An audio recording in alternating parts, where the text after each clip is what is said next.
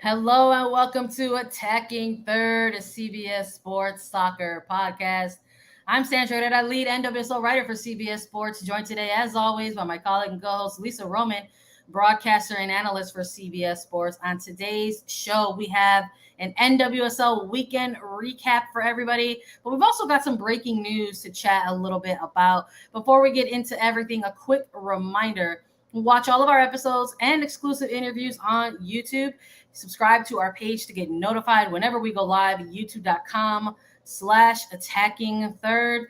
Good morning, Lisa. It's been a little while since we've done one of these, the early brew type of episode. How are you doing today? I am so good. It's good to be back home traveling this past weekend. But it's good to be back. There was definitely a lot that happened. I mean, obviously the games across the weekend, which we will get into, were very exciting. A lot of action, a lot of goals. I don't think I predicted that we would have this many goals scored this weekend in the NWSL, but it's always fun to talk about the goals. And then, of course, the news that we have to get into. But it's great to see you. And on this Monday morning, of course, I've got my coffee, so I'm ready to go. But how are you, buddy? How was your weekend? It was good. It was full of like NWSL action. The WNBA semifinals kicked off or tipped off, I should say. Exciting times, I think, Yeah, for you like have to switch your lingo from like soccer to yeah, basketball. I know, right? Hip Kicked hop, off hip with the tip hop. playoff. But I loved it though. I think this is like one of the best times in like women's pro sports, quite frankly. Like you've got NWSL and they're like final third of the regular season. A bunch of teams are, jockeying for position on the table. And you've got the four semifinalists going head to head in WNBA. So it's exciting. I love it. I love this time of year. It's like summer's winding down, but you got competition creeping up or escalating in the women's pro league. So I'm here for it, and I know you're here for it, and I know we're gonna recap some NWSL weekend action. But first, we wanted to lead off this episode with some of the news that dropped because last time we joined everyone, Lisa, it was to preview these matches, to make some picks, to talk a little bit about some of the goings on right across the league. But some things have dropped since we were all last together. Let's start with this most recent one that folks might have seen already if you've been browsing the internet. Trinity Rodman is no longer going to be able to compete in the September friendly. She has a family commitment. So Racing Louisville midfielder Savannah DeMelo will replace Rodman on the U.S. women's national team roster. It is her first senior call-up. Exciting times. Huge. This is very exciting. This news just dropped like maybe 20 minutes ago. I don't know. My timing's all off this morning, but it dropped this morning. A tweet. I saw it as a tweet, and then a press release from the USWNT coming out. Trinity Rodman having to go with her family during this break, so she can't do that, which it's very timely because this was the last weekend that we would see the internationals, right? They're now going away to train with the U.S. ahead of these friendlies coming up. But DeMelo is this is huge for her, and this is so well deserved. She has done fantastic this year. 3 goals, 1 assist. She's started every single game that she's played in, 17 appearances for Racing Louisville, and she leads all rookies in the NWSL with minutes played. So it's truly impressive. In July, she was named the NWSL Rookie of the Month. This is a player that's really taken on a lot in a role that needs to have a veteran. And at Racing Louisville in their midfield, they don't have that. They're struggling to find a lot of leadership, a lot of connectivity, someone to really take ownership of their team and of scoring goals. And Savannah DeMelo is someone that completely did that. She stepped up. She's shown that she can be a threat be a threat on set pieces. When she picks up the ball centrally, she can run at players and then spray the ball out wide. And then defensively, she makes big stops for them. It's a huge asset for Racing Louisville. And the fact that she's now getting a call up for the senior national team is massive. Now, positionally, I always think it's interesting when one player goes out and they call in another player, similar to like Emily Sonnet and anything else that has happened this year that's out of the position. Now, there is a plethora of forwards on this USWNT roster. So the fact that they decided to call in another midfielder, I'm not that surprised, but it's still interesting when that happens. It's not a like for like swap by any means, Rodman to DeMelo. So this is 6 defenders now, 8 midfielders, because DeMelo keeps adding into that midfield group, and then 6 forwards up top for this USWNT roster. Yeah, I love that that's a point that you sort of plucked out amongst all the other kind of bullet points in this, player getting called up. Because for me, that was the one that, sticks out the most, right? It was a little bit similar energy for me when we saw Ashley Hatch exit that CONCACAF W championship, and we saw Sam Coffey get called into the mix. I was like, okay, cool. So like DeMelo coming in, like that's very awesome. Like let's celebrate that. But it's definitely not a like for like swap, like 2 different players for sure, not just positionally, but in terms of like, what they present on the pitch. But exciting for sure. Like I was like, yes, like you love to see it. Of course, I'm gonna like make the plug on this episode right now. We did have an interview with Savannah DeMelo. I just want to remind everybody that they can filter back and go and find that. It was Women's Cup heavy, but it was cool to talk to her a bit about her rookie season, her first year adapting as a professional in the league, and obviously, her ambitions for Women's Cup and beyond as well. So it was cool to chat with her a little bit about it, and then just sort of like kind of see this like story arc like continue. So congratulations are in order for her for sure. We also have another bit of news to sort of perhaps let's refer to it as an update.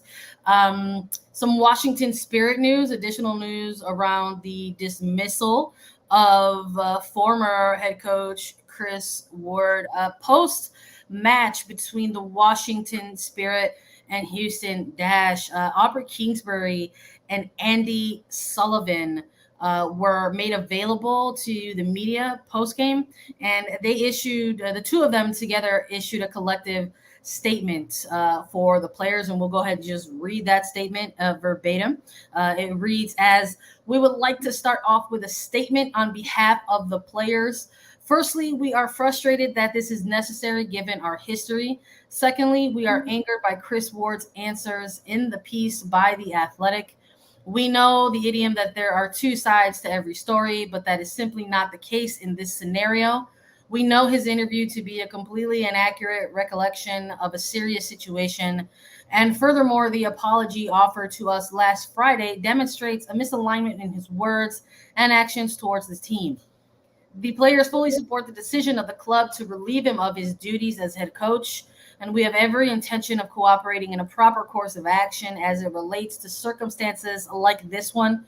We will no longer take any questions regarding his dismissal or make any further comments on it at this time. We are focused on our current performances and the rest of our season moving forward as a group." So a statement being released by the team, spoken by Captain Andi Sullivan in that postgame.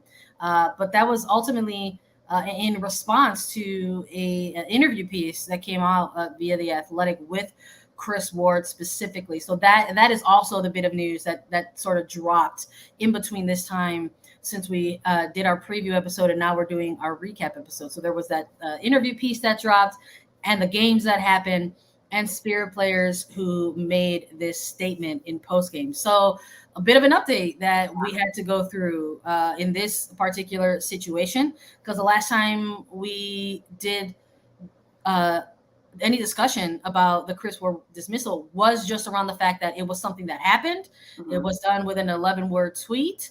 There wasn't a lot that was mentioned about it. I know folks were like, what does it mean? Like there's always like the extra things that come on the tail end of those types of breaking news. Everyone's like, what does it mean? Or where are the additional answers? And, what's more in-depth insight. And now that there's been some time that has passed, more stuff has come to light. So I know a lot of folks I know for you and I, especially Lisa, we were like, well, you want to try to follow the player's lead, quite frankly, on this. We hadn't seen an open statement from the players union regarding this at that point. When the news dropped, we hadn't seen a player statement from Spirit specifically. And perhaps there wasn't, quite frankly, perhaps there wasn't an intention for the players to release a statement. It sort of looks like they felt propelled to make a statement based off of the new information that arose within that interview. So So I think it's important to touch on that because we haven't talked about it yet. So Kris Ward was relieved from his head coaching duties at the Washington Spirit early last week by an 11-word tweet sent out by the club. We talked about that last Wednesday, I believe, maybe last Thursday. We chatted about that tweet and how there was no additional information. Then The Athletic went and did essentially an exclusive interview with Kris Ward, asking him about the situation, asking him to describe what happened at training on Friday the 19th, which has been described up until that point as just a confrontation between Ward and a player. So they asked him, can you explain that to us? So in this article, he explained that they were doing a drill on the field at training, and there was a bit of confusion. One of the players was confused about it, and he had asked that player to go out for a sub so another player could come in. That player did not want to leave the pitch. They're competitive. They're a professional athlete. They wanted to understand. So he says, quote, there was some arguing about her going off or staying on the field. I asked her to leave again, and at the end of the day, I'm getting upset and yelling at her to get off the field. It was probably the first time all year I've raised my voice to any of the players. I certainly have a track record of yelling at referees, but it was, hey, we don't have time for this right now. You have to get off the field because we have to continue. He said if he could do it again, he would probably do it differently. But I think it's important to note that that was his statement, that really it was him just asking a player to get off the field, and then to have U.S. Women's National Team internationals, Andi Sullivan, Aubrey Kingsbury, go immediately into their post-game presser after their match against Houston and say, before we take any questions, we have a statement. Basically, we disagree with his answer. They were angered by Ward's answers in that article. And that this does not reflect their situation. So really, really different polarizing statements coming from coach and players at this point about what happened at training. Now, there is video. Every training practice is recorded for the purpose of many different things. But I believe that the NWSL and the NWSL Players Association has that video, and that's like the evidence that they're going off of, right? I mean, it's honestly best case scenario. It becomes a little bit of he said, she said at this point, because he said, head coach Kris Ward first, that it really wasn't that much. He's just telling the player to get off the pitch so they can continue the drill. And then the players coming out and saying, that is not at all what happened. This was a completely different situation. So this is a lot that is happening. I mean, it's not like, quite frankly, like after the interview piece, after the statement from the players, I mean, it sounds like there probably will be an investigation. I haven't read anything or seen anything that's going to be, the official next steps in this. But I think if you've got a coach who's trying to get his side out there and players who are propelled to make a statement in light of that for me, for Sandra, that reads as if like there will eventually be some sort of further investigation around it. It was a lengthy interview. That's just a snippet of it. Please continue your support of women's soccer journalism and subscribe to The Athletic if you want to read the remainder of the interview. And I just sort of like, again, like starting off your post-match, press conference with a statement, I think is very, very calculated and very targeted, very smart, quite frankly, by the players. So there's no argument that Andi Sullivan is incredibly intelligent, independent, articulate player and person. So the fact that statement came out from her, I don't know. There's like a lot happening at the time, but I'm not surprised, right? If the players are angered and they have a moment to make a statement verbally, not a screenshot of words that they've typed up to put out from the NWSLPA, but verbally from a player sitting in front of a microphone in a post-game presser, I think that was the way to do it. Get your word out there and then say, that's the end of it. We're not discussing this. Let's talk about the game. Yeah, so we'll. I feel like this probably isn't the end of this situation. Unfortunately, you and I will probably come back on here and have another update to talk about and sort of walk through with together. and we'll see what happens in the meantime. But that's it for the current updates of that Washington Spirit Kris Ward dismissal. For now, congratulations once again to Savannah DeMelo. Free agency also kicked off last week, just to let everybody know. The first year going into effect for with the CBA amongst players who have had 6 years of service can now start negotiating their free agency amongst various clubs or their current respective clubs. There is a little bit of a hiccup, of course, in there. Nothing that's ever the first of something ever goes off without a hiccup.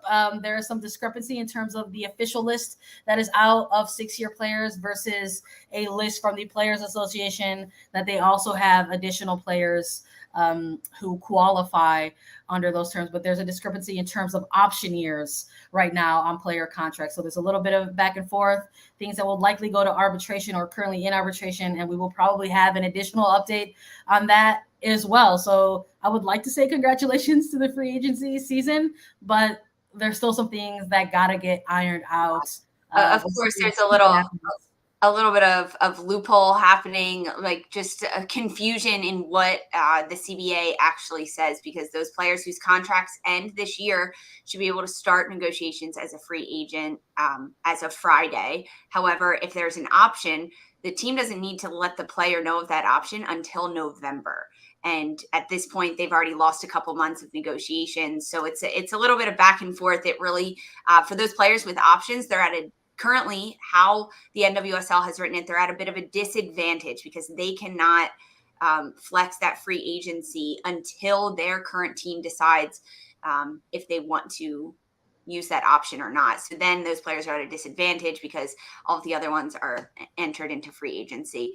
This will be ironed out. It's just a matter of time. We'll let everyone know as soon as it does happen. Yep. We'll be back after a quick break. We've got NWSL action to recap. We got to go through our picks and let everybody know if we were right or if we were wrong. But we'll do that after a quick break. We need a new samurai. Not it. I'm going to go clean up this town. Oh, my. Go. Oh! Witness the beginning. I'm a bad dog. Of a new legend. It's showtime. The mother, father, cocker spaniel's going on here? You have one itsy-bitsy, tiny-weeny bite of success. I'm sorry, tiny what? Tiny-weeny. What? What? Get back out there. Paws of Fury. Rated PG. Now streaming on Paramount+. All right, let's chat NWSL weekend action. We're going to break down some of these games for you. Let's start with the big winners over the weekend. We're going to chat about teams who walked away with big wins at least, by 2 goals or more. Let's start with the biggest one, Lisa. We had Racing Louisville FC versus Chicago Red Stars. I love that we're going with this one first because you and I could not have been more wrong about this match. If memory serves me correct, you went with Racing. I have this one pegged as a draw, and Chicago Red Stars said, how about we put on a lopsided scoreline as well? Coming off of a 4-0 loss against Chicago Red Stars, they go to Louisville and get a 4-0 win of their own. What were some of your takes from this match? I mean, Mallory Pugh, welcome back. Welcome back, Mallory Pugh. She was dealing with a bit of an injury over the last several weeks, a little bit of knee inflammation. Head coach Chris Petrucelli saying before the game that he was giving her some rest. She was mentally super sharp, ready to get back into this game. And, I mean, the opening 3 minutes of this match, she gets on the board, opens up the scoring for Chicago. And then on set pieces, Pugh is their go-to set piece taker. So she also notches 2 assists in this match on set pieces, 2 different areas of the field, one from the far right side, one from the near left side. She ends up getting 2 assists on goals that Yuki Nagasato scores, who another player that really has not had a lot of production, especially with the Chicago side this year, really struggled. I mean, that's something that Chicago has struggled with, getting on the board and scoring a lot of goals. Defensively, they've had a lot of injuries. They've gone through a lot, but they've still been really sound defensively because Alyssa Nair in goal has come up with huge saves and really kept her team in a lot of matches, but it's been the offensive production that has something that Chicago's really struggled with. But a brace from Pugh, a brace from Nagasato, 2 assists from Pugh. They looked incredibly dangerous. They controlled a lot of the game. They had a lot of momentum. They were able to work around the spaces around Racing Louisville. That was really impressive and fun to watch. And meanwhile, for Racing Louisville, they struggled in this match to keep possession, to slow down Chicago and what they were able to do. Racing Louisville is dealing with a bit of rotation in their formation that they're trying to play. They're trying to add a little bit more support and stability in the midfield. So it's not just 2 rookies in Jalen Howell and Savannah DeMelo, but adding in Chuang Wang into that midfield to give a little bit more depth and personality. But against a very experienced Chicago side, it wasn't practiced enough from Racing Louisville. So Chicago steamrolled Racing Louisville. I'm going to say it. It was a little bit of a flip of the script for me, because we've seen Racing do really well on set piece opportunities, whether they're, stop at your play, free kick kind of plays or corner kicks, right? And we saw Chicago build on their set piece play as well. It's a method of which they've been scoring goals this season. It was good to be able to see them be able to continue that, this late into the season for them. But I'm with you. I think it was the Mal Pugh show 100% in this match, literally from the beginning. The Red Stars getting on the scoreboard in this one right in the 3rd minute. And I think what I really loved about this was it was this kind of link up between Bianca St. George's and Mallory Pugh. This sort of, I wouldn't say actual like duo pairing, because she's in the wingback position and you've got Pugh who's kind of constantly running everywhere. But these 2 particular players for the Red Stars have had some early season chemistry, and maybe perhaps it got a little shifted as both of these players are personnel for the U.S. women's national team and the Canadian national team.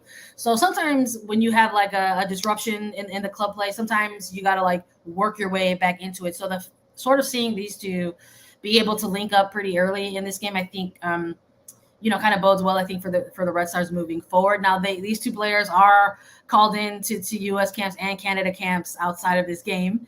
So we'll see if that's going to be a little bit of a disruption between these 2 as they just got back to this moment. But it was nice to see that the 2 of them can still sort of a link up a bit. And Pugh just getting another goal, getting another couple assists. I mean, your 2 goals, 2 assists, that's a massive game to go off on to senior camps.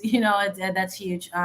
But yeah, love this game for a player like Yuki Nagasato. I think she's a player who made her return to Chicago, a team that she's had been with since her arrival to the NWSL, and then briefly spent that 1 season in Louisville, but is back now, and is another player who has tried to get kind of, I think, integrated back into this system, because while she's back with the Red Stars, it's a new system for her that she hadn't necessarily played in with the Red Stars prior.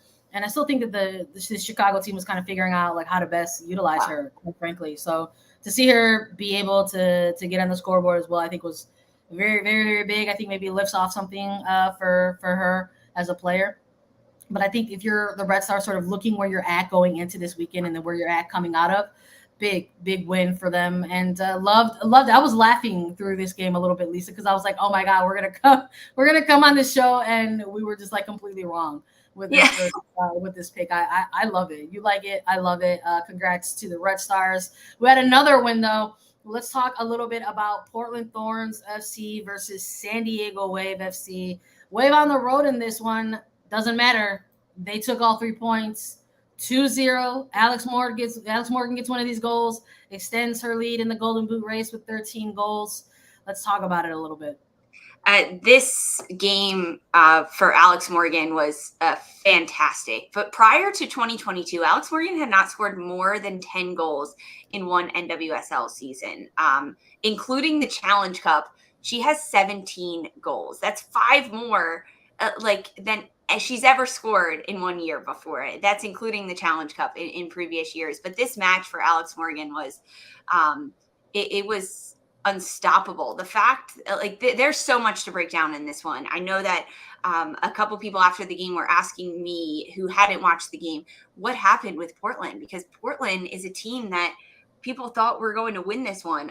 We both had Portland winning this match. We thought after the midweek action, a bit of a spanking from North Carolina to Portland, that Portland was going to be fired up, ready to go, and they were. I think Portland played an okay match. They did. They controlled a lot of possession in this one, but they had breakdowns that didn't really work. On the clearance, the initial goal from Kristen McNabb comes off of a bad misclearance from Portland Thorns. They can't get the ball out, and it ends up it's still being alive for San Diego, and Alex Morgan lays it off. She ends up getting the assist on this one for the opening goal from McNabb, and then Morgan notches one of her own before the second half, or before the halftime. And then San Diego locked in defensively, and Portland could not break down 11 defenders of San Diego. That's what it was. Alex Morgan was the highest player for them, and she dropped back. It wasn't really a low block, because as soon as San Diego got the ball, they expanded and they looked to go, but their defensive discipline to get back every single time they lost the ball was really, really impressive to watch, and Portland could not break it down. I mean, but the goals from Alex Morgan, she's on top of it. And I love the little banter on Twitter between Alex Morgan, Mallory Pugh, Sophia Smith. They're going back and forth with each other about, oh, Mal Pugh got a brace and 2 assists. Like, all right, I got to see what I can do. Like, I love that banter back and forth between those two, the top front runners of goal scorers. And Alex Morgan, she cements herself at the top again. Yeah, iron sharpens iron, right? That's the saying. I love that. This trio of players are sort of, trying to motivate each other. It's a trio of players that we'll likely continue to see at the national team level and in some capacity, continuing to get time together. So I love that. I love that energy from the three of them. But we're talking about, a massive game for Mal Pugh and her club. And this was another massive game for Alex Morgan and her club, quite frankly, walking away with a goal and an assist in this one. And giving herself a little bit of cushion, right, in that golden boot race. But I think in terms of just the overall atmosphere of this match for me, I think looking at these two teams going in, and we talked about this a little bit in the preview, we have two teams over their last 6 games with a little bit of similar record, right?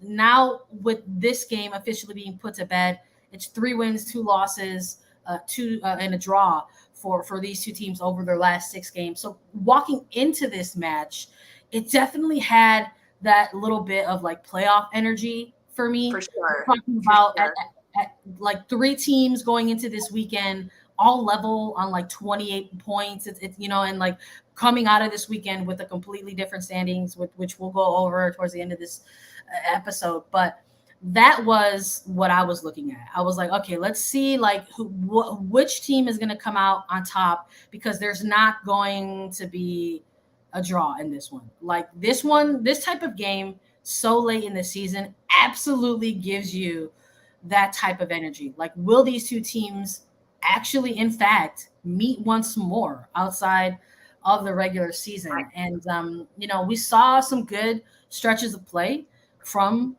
Portland, but just unable to get through in the back of the net. Yasmin Ryan is continuing a really good regular season for this Thorns side. We saw her really kind of amplify her play a bit during that January window when a lot of players were gone. And I loved seeing that kind of energy out of a player. Like the whole concept of like, this is my time. This is my opportunity. I'm going to go out here and play my ass off. And I'm going to force the coaching staff to have a problem, because you're going to need to keep me in the starting 11. And I feel like that's what Ryan has done over the course of these last, 7-ish weeks or so. So really like the stretches of play there. Sagita looking, good on the ball at times, but and Smith still like cutting up, back lines. But San Diego, Girma versus Smith, always a matchup that I'm looking at. Loved that in this one as well. But just maybe we're looking now at a San Diego Wave side that is past their slump a little bit, and we're looking at a Portland side that is maybe starting to hit there. So I love this game. I thought it was really good stuff on both sides, and love watching the expansion side coming out on top. I do too. Sandra, I want to just touch on something. A lot of times as broadcasters, we have the privilege and the honor of speaking to coaches before games. Yeah. And a lot of times we get great nuggets, great stories from these coaches that don't make their way into the broadcast because we are talking so much about the game and what's happening. And you mentioned a player like Yasmin Ryan, and I asked Rhian Wilkinson about Ryan, about what she's been able to do, how she's forcing Portland to keep her on the pitch. And Rhian Wilkinson was just so impressed with her and said that last year she frankly worked her ass off and she was training every day and she was doing everything she could to get on the pitch, but she was just sitting behind some really, really good players. I mean, you look at the midfield, it had Lindsay Horan, Rocky Rodriguez, like Christine Sinclair drops in there. Like there was just so many players that Ryan was playing behind. And this year she has been given her chance and her opportunity, and she took it and has been getting better and better and better every day. And the Portland Thorns organization recognizes that from Ryan. And so, yes, her play is keeping her on the pitch, but they know that she has worked so hard off the pitch in the offseason last year when she wasn't getting consistent minutes at all to prove herself. So it's little moments like that I just love to see a young player thriving, and Ryan is completely thriving for Portland right now. Yeah, for sure. So I think this was a bit of a playoff preview. I think for us, I love that these two got to go head to head so late in the regular season and so close in the standings, quite frankly, against each other. And of course, we're all about the plug here, right? At A3, Alex Morgan walking away with a goal and the assist. I sat down with the striker fairly recently, and we chatted about a bunch of things. We talked about the recent move to Snapdragon Stadium. They're going from Terrell to Snapdragon. We talked about playing for an expansion side and maybe the challenges in doing that for a third time if you're somebody like Alex Morgan. And we talked about all other kinds of cool things like participating in different theme nights with the Wave. And we talked about like the recent Hispanic Heritage Night. We talked about mariachi music. That was a lot of fun. And you can catch it on cbssports.com. You can find that interview. It's live right now. Let's move on though, Lisa. We still got some games to talk about. Let's talk about one more big winner in this one. It's another West Coast side taking the win. Angel City FC going to the East Coast, facing New Jersey, New York, Gotham FC. They walk away the winners in this one, 3-1. Angel City hitting their stride maybe a little bit at the right time. What do you think? So we both had Angel City to win this one. So winner, chicken dinner on our behalf. I was not expecting this many goals in this game. The way I do my notes during games, I like mark out a piece of paper and I have my goals and whatever. And sometimes I leave a lot of space for all the goals that are going to happen so I can keep track of them. I didn't leave that much space for this match. I did not think there was going to be a lot of goals. I had to get a new piece of paper in the middle of this game as I was calling it because goals, 3-1. It starts off really early in this match. But before any of this happened, we have to talk about the no goal that happened. We have to talk about it because in the opening 15 minutes of the match, I think it was the 12th minute or so, there was an opportunity for Gotham to get a goal. And it was a goal. I'm going to say it was a goal. Sandra, I want to know your thoughts on this. I was on the call. I gave my thoughts. What are your thoughts on this? Ifioma Anamanu, no goal. Look, weren't we talking about cameras just like, a month ago? Didn't that come out of the big, Board of Governors meeting? There's going to be cameras at these games. We're going to have the angles going on here. And I look, this is a very specific game, in-game time, camera, angle. And even with just this specific one or two views, you can see just with this one, Lisa, that it's a goal. But not only is it not called a goal, it's awarded as a corner. Yeah. I don't know. Unbelievable. I wish we had answers. We don't have answers. We literally just have reactions to it. And I'm sorry, but a missed call like this is huge. Absolutely impacts the game. It completely changes the momentum of a match for both sides of the pitch here, for either team. It changes the entire momentum of the match for no matter what team it is. When something like this is disallowed. And the fact that it's happening in a match like this at this point in the season, it's not great. Not great. So, I mean, you said it exactly right, Sandra. This changes everything because of sorry, I'm dealing with the production side of this. So in terms of at this point in the game, 12 minutes in, it was still 0-0 between these two sides. And because this happens, whatever, they miss the goal. Like sometimes that happens. There's no VAR, but why it's called a corner kick, I have absolutely no idea. It should have just been Didi Hedachic's ball as a goalkeeper, considering she saved it, even though it went in. But because that doesn't happen, and at this point it is a tied game at 0-0, Angel City then responds. That was in the 12th minute. In the 16th minute, Savannah McCaskill gets on the board first.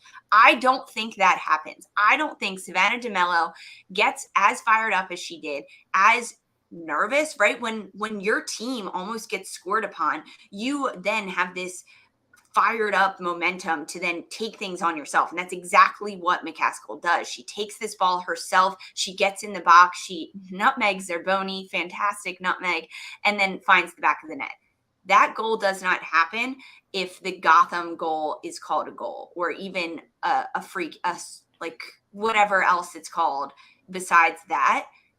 Angel City does not score that next goal. So it changed completely everything for this. It changed the way Gotham was playing. Gotham had great opportunities. They had 22 shots, 5 on target. They were creating opportunities, sending crosses in the box. But Angel City ends up capitalizing on this one. They get the goal in the 16th minute. They get another one in the 25th minute. And then a third one, a shot in the 35th minute from Emsley, which probably should have been saved by Michelle Betos. It was a opportunity from her to save that one, but going into the halftime 3-0 for Gotham is really rough when it could have potentially been 1-0, maybe 1-2 at that point. Yeah, I'm with you 100%. I just,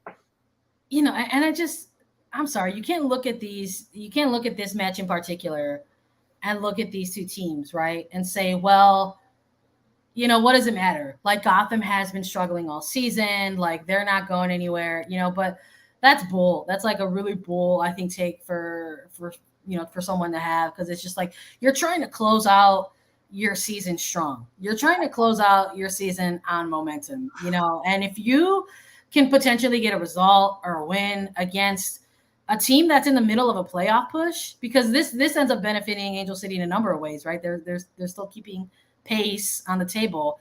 I think that totally is like a big, it just is like another downer on top of the other list of downers that Gotham has been going towards. And you're looking at an Angel City side, like I said, that is trying to keep pace in this playoff table. And they entered into this weekend a point behind a potential 6th place standing in the upper half of the table, and they're still in that position because they end up walking away with the win in this one. But on the Angel City side of things, regardless of this moment, right, I think this is a team that is going to continue to cause trouble, for other teams in their way, quite frankly, as the season continues to kind of close out. I thought this was a game that was tailor-made for a player like Simone Charlie.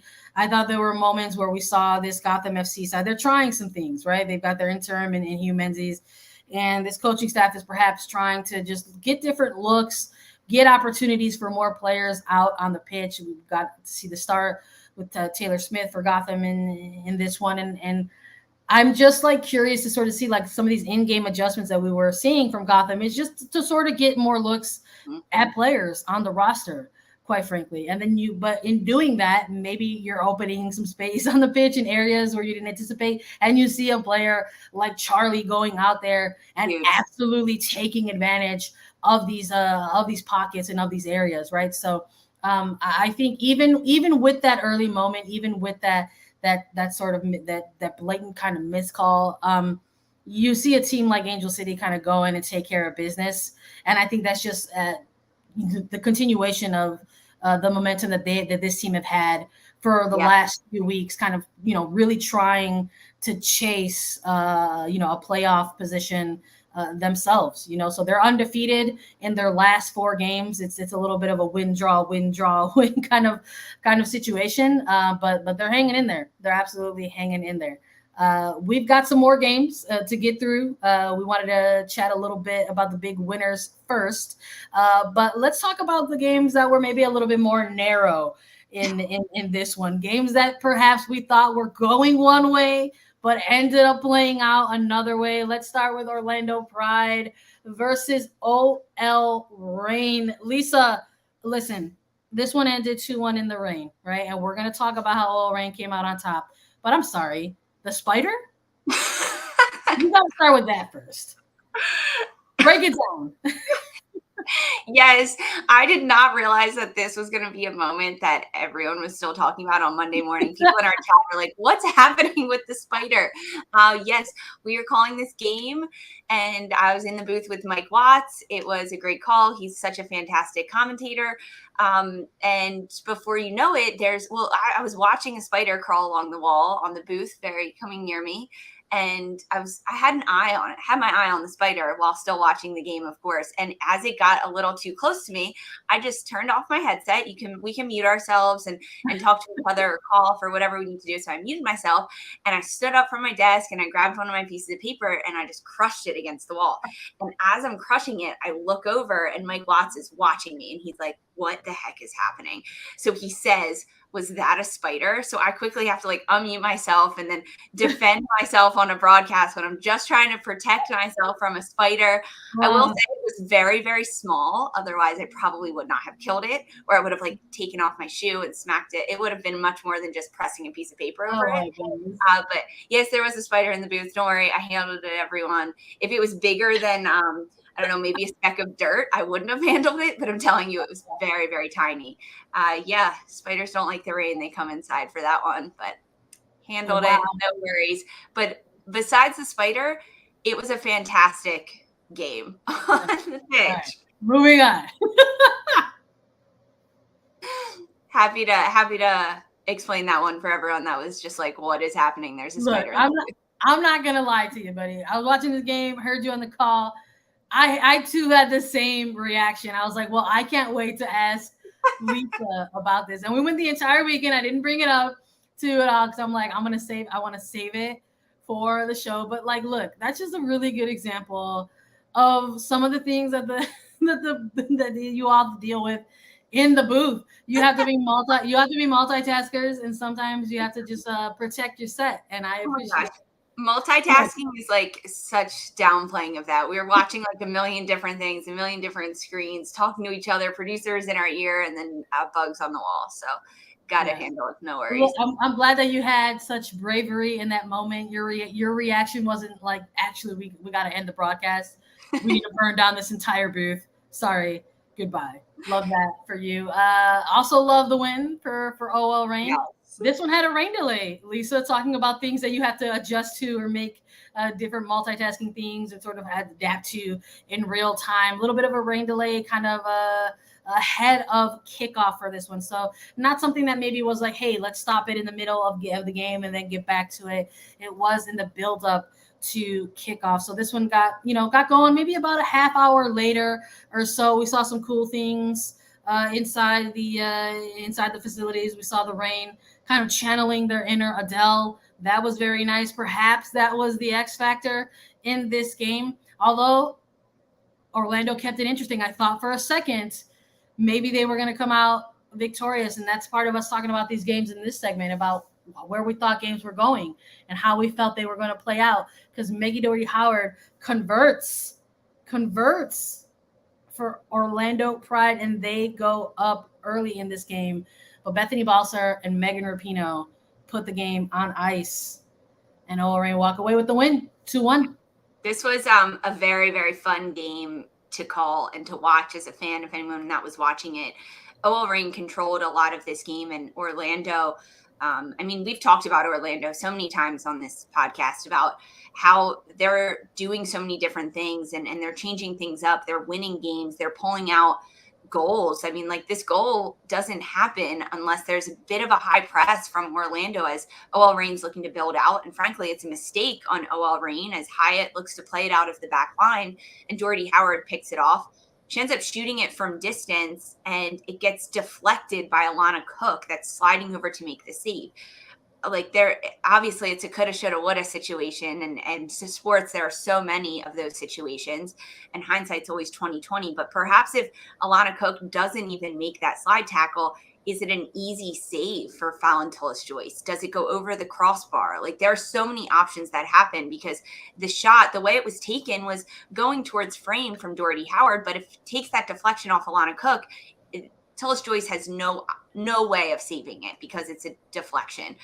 So when Orlando got on the board first, I think that the response from OL Reign was incredibly professional. They just continued plugging away at this game, and they don't get one in the first half, right? They go into the halftime. OL Reign is down 1-0 at this point, and Orlando at this point should be feeling very confident about what they've been able to do. As Seb Hines, coach for Orlando, said before this match that this was going to be Orlando's biggest test as they head into an incredibly tough final 5 games of this regular season. This was the first test, but it was at home. They had a lot of momentum riding on them. Yes, the rain delayed at 30 minutes, which does mess up both teams slightly, but to get on the board first, I think Orlando had a talk in the locker room at halftime saying that we need to stay on this attacking side of things, that you need to get another one against an OL Reign side, but it doesn't come. I mean, Megan Rapinoe had a fantastic game. Like, that's all I've got to say. She is, anyone that disagrees that she shouldn't be on the U.S. roster, just watch this game. She played lights out. The defensive side of the ball, she was working back everywhere to win it back, to shield players off the ball, quick touches. She kept the ball moving. She ends up getting the assist on the Balser goal, and then she scores one of her own for the game winner in this one. This game. Yeah, I mean, Megan Rapinoe's had, you just got to call it like you see it. Megan Rapinoe's had a good month, period. Yes. It's just one of these players that you can sort of see kind of finally maybe hitting their stride a bit, where things were kind of, are aligning, after a really slow start to 2022, quite frankly. But yeah, massive game for her in this one. Really cool to see her kind of get the game winner, essentially. But also, like, serving up that it, like, the Balser goal for me was probably like my most favorite goal in this match, quite frankly. I love the service, from Rapinoe, the placement on the header by Balser. It was like dime after dime, and then it was like through the goal. So I really love that this was the equalizer by the Reign in this one, and just sort of like the come from behind, quite frankly, as well in this one. I think the Reign are a team that have sort of quietly, been this kind of upper half table team for a little while now, and they haven't necessarily had statement-esque type of games. Like, we're looking at games that maybe are a little bit of statement games, and I think, like, San Diego Wave against Portland could have been a little bit of that. We had Houston go on the run that they did, and I think that they had a statement game a little while back. And then for this one, for me, was a little bit of that for OL Reign. I think you're looking at 2 teams in different areas of the table, but this is an Orlando Pride team that, yeah, sure, they're in 8th place, outside looking in, but we're talking about a team that's gone on a 7-game undefeated streak right now. They were a very hot team, and they were at home going up against this OL Reign side that were coming off of a little bit of a match-heavy a week, right? Sort of participating in that Women's Cup and everything. So to not only be able to get the win, but sort of end another team's streak, get a big 3 points, right? Continue to maintain your place in the upper half of the table, and doing it while getting not just 1, but 2 of your kind of more prolific goal scorers goals. I love that for the Reign. So I thought it was a big win for them to sort of exit out the weekend of. So congrats are in order to them. And we've got a couple other games to get through. Houston Dash versus the Spirit. Lisa, talk about a game where we thought was going one way and then ended up going another. Houston getting on the board in this one. Spirit equalizing and then pulling ahead on a couple of goals by Ashley Hatch. But then succession too, back to back from Hatch. It was great.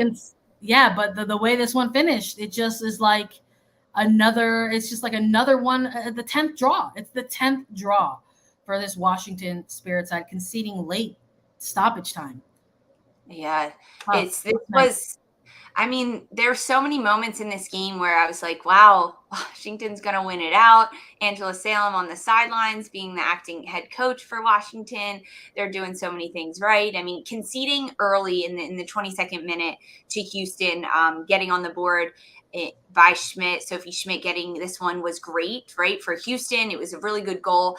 And Washington conceding, I wasn't surprised kind of as how that unfolded, but I loved their response, right? Second half, within a 3-minute span, Ashley Hatch gets a brace. And she gets the lead for her team and for Washington.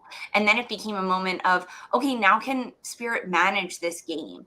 And they did okay, right? They managed it until the very end. It was another stoppage time goal, which is huge for Houston. Houston picks up 3 points at this. They stay towards the top of the NWSL standings, which is something that they wanted to do, right? This was a game that they could have dropped 3 points to Washington, and it would have dropped them in the standings. They would have dropped all the way down, like below Portland. They would have been 5th right now at this point. So the fact that Houston was able to pull out a tie on this one was just massive. And my heart breaks a little bit for Washington.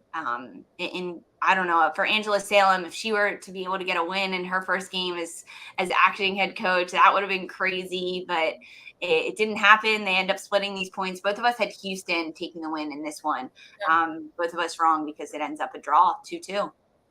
Yeah, I mean, sometimes that's soccer, baby, right? I think that's what we talk about sometimes. That you can get a win, you can get a loss, but you can also get a draw, right? At least in the regular season. And I just, it was painful. It was painful, honestly, to watch that ending. I really thought the Spirit were going to be able to kind of pull some things off, but another moment in which, defensively they're unable to sort of, close out a game, and it leads to their 10th draw in the regular season, winless since May 1st. Tough one. I think if you're looking at a team like Gotham and saying, oh, what a really tough season for them, I think you also got to include the Spirit in that conversation as well. Maybe tough in a different type of way, but Houston Dash being able to go ahead and maintain their pace, quite frankly, in the hunt for the Shield, in the hunt for perhaps first place still as well. They're keeping up with the rest of the Joneses in the top of the table. Let's close out this final match of the weekend. Kansas City Current versus North Carolina Courage. Listen, these two teams played to a wild 4-3 scoreline just a few weeks ago. And of course, we came on the preview, Lisa, and we were like, that's probably not going to happen again. And it didn't. But they said instead of 7 goals, we'll give you 5. Kansas City coming out as the winners in this one. 3-2 victors over North Carolina Courage. I believe we both had Kansas City in this one, Lisa. I had a draw. You had a draw, Yes, I thought that it was going to be like a 2-2 draw. You did have Kansas City though, so they extend their streak. It's just insane. Lola Bonte gets a second penalty kick in back-to-back games that she puts away. That was what opened the scoring in this one in the 5th minute, and then North Carolina equalizes. Caroline gets on the board in the 28th minute. Then at the start of the second half, Caroline gets a second one, her brace of the game. And CC Kaiser, Kansas City, they respond. Kristen Hamilton ends up getting one just before the hour mark. It was a lot happening at the start of that second half. Both teams coming out, firing on all cylinders, ready to go. And Kansas City ends up getting 3, which is just huge. This is a big win for Kansas City to get this over North Carolina. This was also a big standings playoff implication game between these two sides, because where North Carolina was sitting, they were coming off of 2 back-to-back wins. And if they won this one, they would have continued to jump and climb. Meanwhile, Kansas City, they've coming off of a draw. So they lost points last week in that 1-1 draw over Angel City. They dropped 2 points. But this win for them jumped them up in the standings. And I think it's huge that Kansas City got this win, and it really, really hurt North Carolina at the end of it. Yeah, I think, there's eyes on Carolina right now at this moment. They're a team that has the most games remaining in their schedule. They went on a couple, back-to-back results there. Big blowout win over Chicago, coming off of that one. But we were a little curious, I know, in this one, if we were going to see Diana Ordonez. We saw that she was listed as questionable, coming off with that shoulder injury. Naha saying that it was more precautionary, if anything. So cool to be able to see her, still be able to get tagged with the start in this one. But this was a game for, I guess, Caroline to be able to shine a little bit. Big for her to be able to get the brace for this team, because I feel like it's sort of been Ordonez mostly the target in recent matches for Carolina. So really cool to sort of see her find the back of the net. But Kansas City, man, like continuing, look, Kansas City Current, just keep on rolling, just rolling down the river. Quite frankly, they're doing it. Cece Kaiser is such a huge acquisition for this Kansas City side. She has changed everything for them. She adds such a big threat up top. It takes a little bit of pressure off of Kristen Hamilton to score all those goals, Elise Bennett to score goals, and Kaiser can step up, and she's frankly been doing it. It's so great to see. I mean, you just mentioned Caroline, 3 goals on the year, 2 assists for her. Getting that brace was really big as well. Yeah, no, absolutely. And I just like how sort of week in, week out with this Kansas City team, like you can point at a player in a certain position and just sort of see the type of game and the impact that they're having, for Kansas City. I just thought this was another really good game for Loera. I think she's, again, I said it when we started talking about this game, how Kansas City's kind of quietly had this like very successful kind of rise, but I think in terms of so many rookies in the rookie landscape having really good seasons, somebody like Alex Loera has sort of also been quietly having a really good rookie season as well. And maybe not in the top or in the bright lights of perhaps people's rookie of the year candidates. But, I think that she's been having a really, really good season. And I thought this was another game in which she kind of showcased some of her skill set, picking up that assist on that Cece Kaiser goal, So we're talking about a really good acquisition, mid-season acquisition for the Current, but also like a really good draft pick, both linking up for this particular goal. Love that. And of course, like, hello, like all the goal celebrations, like every goal scorer had a different celebration, from Labonta on the penalty, Kaiser on the go ahead, and then Hamilton on the game winner. Like this was just, I loved it. I love that not only are they playing well, but they're playing with joy and they're playing with a lot of fun right now. And you love to see that out of a team. So I missed the first opening 10 minutes of this match live. I did not get to watch it live. I was in the middle of a little bit of travel. And I ended up seeing the Labonta penalty kick on social media first. And usually I just watch the goal and then I move on or I do something else, especially if I know I'm about to just watch the game that's about to happen. And you see the goals that happen at the highlights at halftime, post game, whatever. But as I'm watching this on Attacking Third Twitter, I see the Labonta goal and I'm with Lori Lindsay and we're watching this highlight.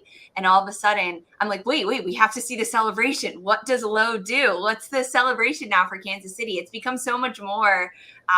They have personality on their team. I loved the guitar from Kristen Hamilton. She used her leg as a guitar, done a little windmill action. It was fantastic to see. I like the follow up on the celebration. It makes me excited to watch this game or watch this team in their next game. Like what are they going to pull out next? So hopefully we'll get to see some more cool stuff from this Kansas City Current side. That's it for the matches.